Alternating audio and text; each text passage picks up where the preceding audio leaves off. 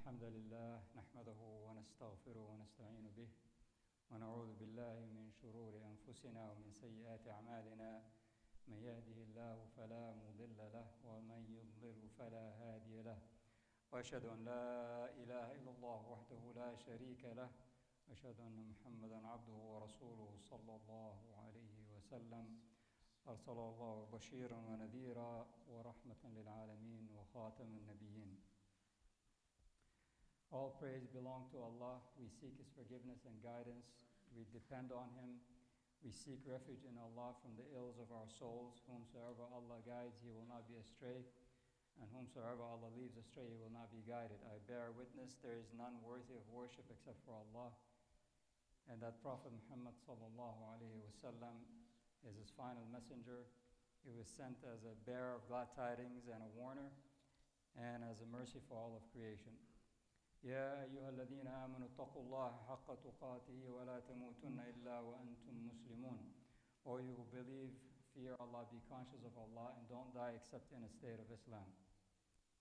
قال الله سبحانه وتعالى in Surat Al-Baqarah بعد أن أقول أعوذ بالله من الشيطان الرجيم وأقيموا الصلاة وآتوا الزكاة واركعوا مع الراكعين. Allah subhanahu wa ta'ala says in Surat Al-Baqarah, establish the prayer, pay alms or tax, alms, A-L-M-S, tax or tax. This is tax on your wealth, and bow down with those who bow down. This is just one of the ayat in the Quran that Allah mandates the zakah on your wealth. Zakah is one of the pillars of Islam. So that means one of the 5 pillars. You cannot do 5 of the pillar and 4 of the pillars and leave the zakah. And subhanAllah, a lot of people take it very lightly, the concept of zakah. Yet it's extremely important. Without the zakah, you'll be in a very difficult situation on the Day of Judgment, because all of the zakat that you were supposed to pay is due upon you and you haven't paid it. And what's worse than that is that the zakah is what's due to the poor people. So actually people need it and you haven't paid it. And yet it's not a lot of money that Allah is asking of you. It's only 2.5% of your wealth. And even that, a lot of conditions comes with it. And just to give you the importance of zakah, when the Prophet ﷺ passed away and Abu Bakr radiallahu anhu became the Khalifa, some of the tribes in the surrounding region decided that they didn't want to pay zakah anymore. And you know, this was a very fragile time for the Muslims. They had just conquered Mecca. There were a lot of tribes who entered Islam. Their belief was not solid in their hearts yet. And so you could not guarantee that these people will fight on your behalf to ensure that zakah is paid. And yet Abu Bakr said, the religion will not be reduced while I'm alive. And he was not known to be a fierce person. He was not known to be a strong person, someone who would take a strong stand. Yet in this case, he said the religion will not be reduced while I'm alive. Even Umar radiallahu anhu, Umar ibn Khattab radiallahu anhu came to him and said, why don't you just let this go? This is a huge battle that we don't want to fight. And Abu Bakr said, no. The religion will not be reduced while I'm still alive. And subhanAllah, the scholars say, this is one stand that was extremely important to the believers. And if Abu Bakr radiallahu anhu didn't make that stand, the religion would have been completely disintegrated by the time he reached it. Because everybody can say, I'm not going to do this, I'm not going to do that, and then suddenly the religion is not complete when it reaches. So just to give you a context of why this was fragile time, just before the Prophet ﷺ passed away, he sent a message to the Romans who were in the Sham area. You know, not the true Romans up in Europe, but actually the Romans ruled some of the northern Arabia. And he sent the message to call them to Islam. And the ruler was so arrogant, he killed the messenger, which was something that was not done at that time. And it's still, until today, that's against the rule. And so the Prophet ﷺ was very upset.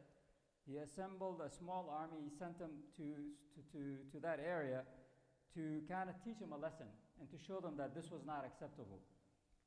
And so they went there, the small group of people that went there to try to fight with these guys. But of course, they were way overwhelmed in terms of numbers. Like the Romans prepared almost like 400,000 soldiers, and the Muslims were like 20 to 30,000 soldiers. In that battle, Ja'far ibn Abi Talib was martyred, Zayd ibn Haritha was martyred, and there was another Sahabi. Like some really big Sahabis were murdered or killed in that battle. And so Ali ibn Khattab was not the leader of the army at that time yet. Khalid ibn Walid, sorry. And Khalid ibn Walid took the command of the army, because all three who were assigned as the Prophet, because the Prophet ﷺ said, this person is the leader, if he's killed, this person is, so he assigned three people back to back, and all three of them were killed. And so Khalid ibn Walid took the command, and he withdrew the army in a safe way so that they're not completely obliterated. That army came back, and the Prophet ﷺ told them to stay outside of Medina because we're going to go back and actually fight again. But of course, before they could go out, the Prophet ﷺ passed away. And subhanAllah, that army that was stationed outside of Medina was commanded by a 17-year-old person, a child, and we call it a child, but he was the commander of the army. And he was none other than the son of Zayd ibn Harith, who was killed. His father was killed in the battle with the Romans. And so they had that battle to go to, and then suddenly all these tribes around them are actually reneging on Zakah. And Umar ibn Khattab is saying, radiallahu anhu, we have bigger problems to deal with. And Abu Bakr said, no way. We're going to fight all of the tribes that are reneging on the Zakah first, and then we're going to go back to Rome. And then somehow they decided that it was actually more important to go back to Rome before they fight the tribes. And so Abu Bakr kept some of the army and actually sent some smaller groups of army to different tribes to fight them, but the big army was sent back to the Rome area, and that was called the Battle of Mu'tah. And that happened right where Syria is today. So that battle was actually, the fact that they went back was good. They made some progress, but it wasn't a complete success, but at least they made some progress. So as that army was coming back from the Battle of Mu'tah, Abu Bakr said, now go and fight all the other tribes. And Abu Bakr fought with every tribe that reneged on Zakah, until everybody came back and said, no, we're not gonna stop paying Zakah. So all of the tribes that initially said, we're not gonna pay, they all came back, because of what Abu Bakr radiallahu anhu did. This is how important the Zakah is, that because it's one of the 5 pillars of Islam, that Abu Bakr did not want to stand down on that. Because he said, if we don't stand our ground right now, then the religion will reach the future generations incomplete. So this is the importance of Zakah. Now, one of the things that, in order for someone to be eligible to pay the Zakah, the person has to be sane, of course. You can't have mental issues, and you have to be an adult. This is where we lose track of paying the Zakah, because adult is really reaching the age of majority. So 14, 13 years, for men is about 14, 15, for girls is about 13 years. If a 14-year-old has enough money, that what's considered the minimum threshold, Zakah is due on them. And so a lot of people, what happens, they just go through life, they get to 20, 30 years old, they never paid any Zakah, or they never paid attention to it. And that is still due. That Zakah is still due. Just because you didn't know, it doesn't mean that you don't have to pay. It doesn't mean that you may have had just a small amount of money, but it's still due. And what complicates things is that there's something called Nisab, which is really the minimum threshold that you have to own in terms of wealth. Anything above that, if you own anything above that, then now you have to pay Zakah. But the problem with that is that nisab is pegged against the gold and silver price of the gold and silver, so every year changes. So if you want to go back and make sure that you paid your zakah, you have to figure out what was the value of nisab at different years in the past. I'm just trying to get this into your head so that you can think about it. We don't want to go to the Day of Judgment with all these loose ends on our behind us. And a lot of times, subhanAllah, this could be like $30, $40, $50. Once you figure it out, you paid, it's out of the way. So we have to spend some time to figure out, and of course, as I said, we'll have some halaqas to get into the details on how to do this, but I just wanted to get this in your head because a lot of people pay zakah during Ramadan, and Ramadan is coming up soon. By the way, Ramadan is not like the month to pay the zakah. Actually, that's not what it means. It's just a lot of people choose to pay the zakah in Ramadan, which is fine. So if that's what you chose, then let's just go with that. But when we have the halaqah, we'll talk about what makes the month of the zakah that you actually have to pay in it. Couple things about zakah. It has to be paid on a lunar year, and if a person has more debt than assets, then they don't have to pay zakah. And anything that's personal use, like your house that you're living in, your car that you're using for your personal use, there's no zakah on it as well.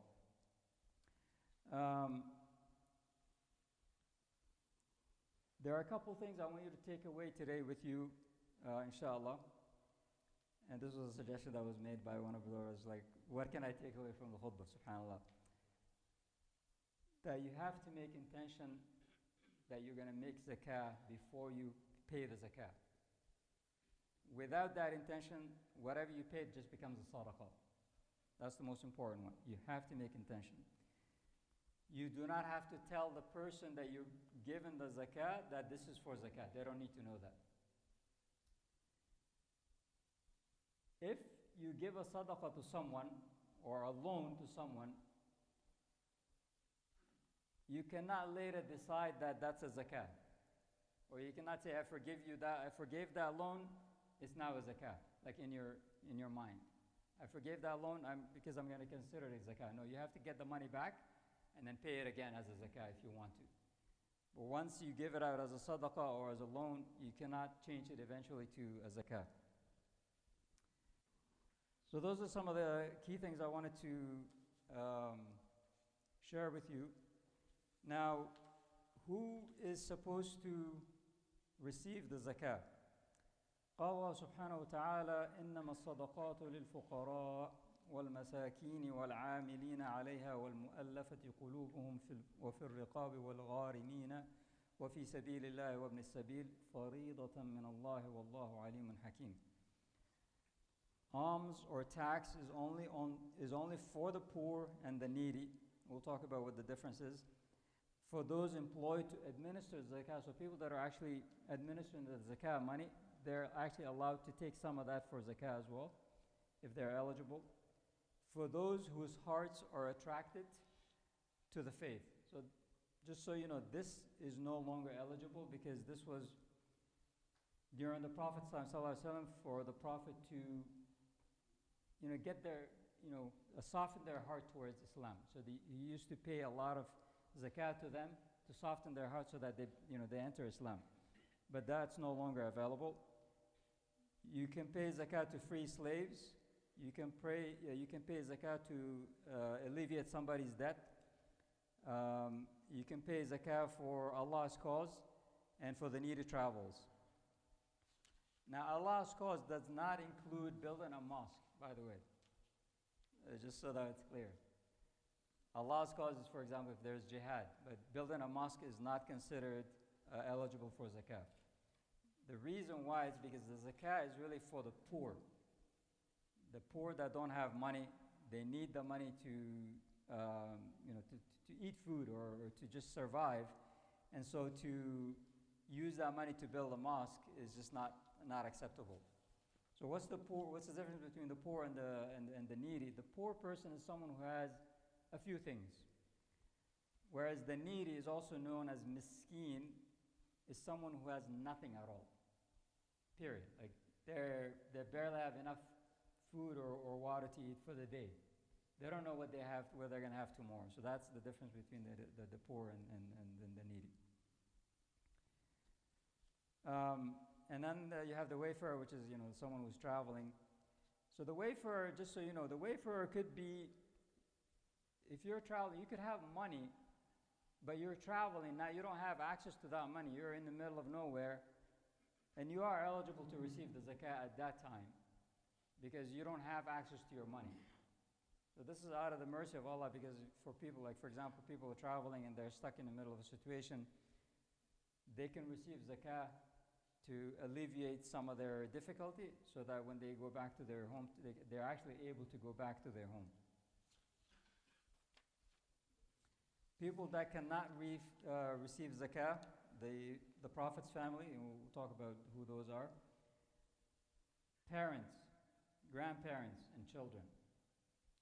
They're not eligible for your zakah, because the zakah is for the poor. Parents, grandparents, and children are supposed to receive sadaqah from you, not zakah. If you have money enough to pay zakah, then parents, grandparents, and children are actually more eligible to that money before you actually, your money. So for example, let's say you had $10,000 and the Nisab is $8,000, and your mom needs $3,000. If you pay the $3,000, you're below the threshold. It is more important to pay your parents, even if that brings you below the threshold, and there's no zakah due on you. So that's why you don't go and say, I have enough money, and your parents and family are actually in difficult situation, they need that money. And suddenly now you're going because you have above Nisab and you're paying zakah, you shouldn't be paying that zakah. First, you should be taking care of your family. And of course, non-Muslims are not eligible for zakah. As I said, we'll have a halakha. There's a lot more details we have to get into, but I just want to touch on at a high level so that we can prepare.